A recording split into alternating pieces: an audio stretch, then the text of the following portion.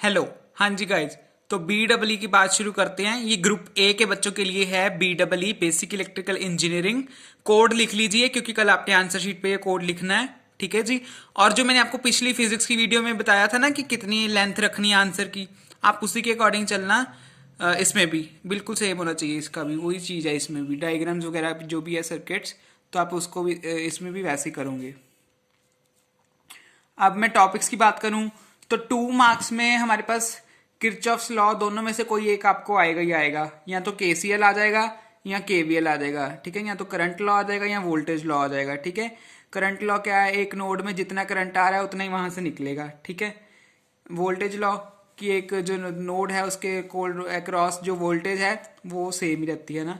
Electrical circuit elements, ठीक है, ये इंपॉर्टेंट है। रेजिस्टर क्या होता है, इंडक्टर, कंडक्टर, ये सब क्या होता है ना, कैपेसिटर क्या होता है, ये सब इनकी डेफिनेशन आ सकती है। आइडियल वोल्टेज या current source, ideal voltage source आ सकता है या आइडियल करंट सोर्स, ये आपको आ सकता है 2 मार्क्स में। Real power, reactive power, apparent power, power factor, ये आपको 2 मार्क्स में तो आ ही सकता है ना, पूरे चांसेस हैं। ये आपको साथ ही साथ 8 मार्क्स वाले क्वेश्चन में भी कहीं पर अटैच कर सकते हैं, किसी न्यूमेरिकल में अटैच कर सकते हैं। अगर अब मैं बात करूं 4 मार्क्स की, तो थेवेनिन्स थ्योरम, नॉर्टन्स थ्योरम, है ना, इनमें से आपको कुछ ना कुछ, आपको कोई क्वेश्चन इनमें से दिखेगा 4 मार्क्स का। न्यूमेरिकल होगा मोस्ट प्रोबेबली, और साथ में हो सकता है डेफिनेशन भी पूछ ली जाए, छोटा सा न्यूमेरिकल और साथ में डेफिनेशन भी, क्या स्टेटमेंट है इस थ्योरम की। एंड रेजोनेंस की जो कंडीशन होती है कब होती है, ये 4 मार्क्स में आपको आ सकता है।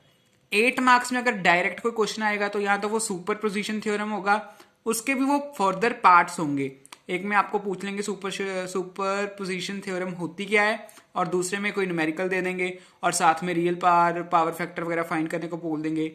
या फिर आपको analysis of a single phase AC circuit consisting of resistor, inductor या कैपेसिटर, ठीक है, ये आ सकता है। इनमें मोस्ट प्रोबेबली ना आपको वो केसेस पूछते होते हैं, व्हेन करंट लैग्स, है ना, रजिस्टर के लैग कब करता है करंट, कितने उससे करता है ना।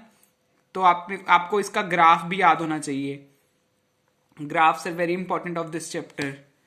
और अगर मैं बात करूं कि अगर आपने बिल्कुल प्रिपरेशन नहीं की अभी तक, है ना, तो आपको क्या करना है, अभी क्या करो, यूट्यूब खोलो अपना। ठीक है, अभी तो वैसे खुला ही हुआ है, वीडियो देख रहे हो।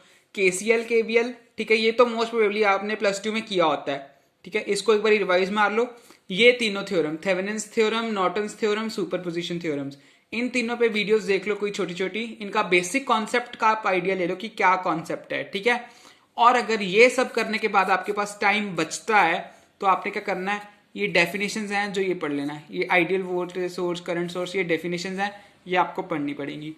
ये टॉपिक थोड़ा टफ है, ठीक है, इसको मतलब एक रात में करना हो तो जाएगा, बट फिर उसके लिए टाइम चाहिए। देखो, आपकी डेडिकेशन चाहिए। आप अगर करना चाहते हो तो इसको भी कर सकते हो। पहली प्रेफरेंस आपने इन टॉपिक्स को देनी है।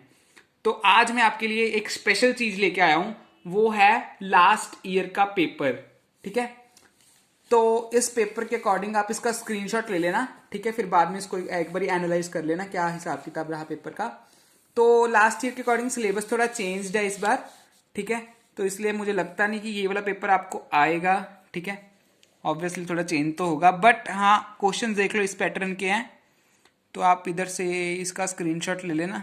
ठीक है, एंड ओके, कर लो प्रेपरेशन स्टार्ट। कल लास्ट MST है, लास्ट MST 2, एंड फिर you have a long break, है ना। Okay, all the best.